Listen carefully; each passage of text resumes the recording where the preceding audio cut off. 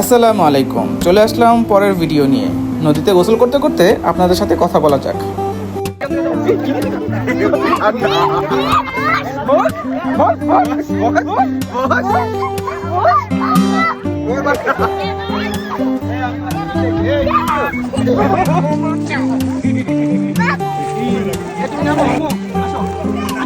এবারের উদ্দেশ্য বারিক্কা টিলাতে।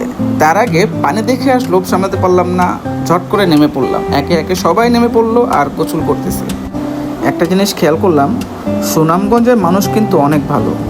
সুনামগঞ্জের মানুষের সুনাম না করে থাকতে পারলাম না। তাদের ব্যবহার এই পর্যন্ত ভালোই পাইছি। এইখানকার পানি প্রচুর ঠান্ডা, তবে দীর্ঘ যাত্রার পর এই ঠান্ডা পানিতে গোসল করে পুরো ফ্রেশ হয়ে গেছি। এখানকার গোসল শেষ করে দেন খাওয়া দাওয়া করবো। দেন সবাই রেডি হয়ে বারিক টিলার দিকে রওনা দিব। আজকের ভিডিও এই পর্যন্তই। ভিডিওটা কেমন লাগলো জানাবেন।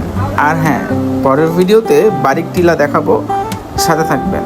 বারিক টিলায় কোথায় কোথায় গেলাম, ওর আশেপাশে অনেক জায়গা আছে, ওগুলো আপনাদেরকে দেখাবো ইনশাল্লাহ। ভালো থাকবেন, আল্লাহ হাফেজ।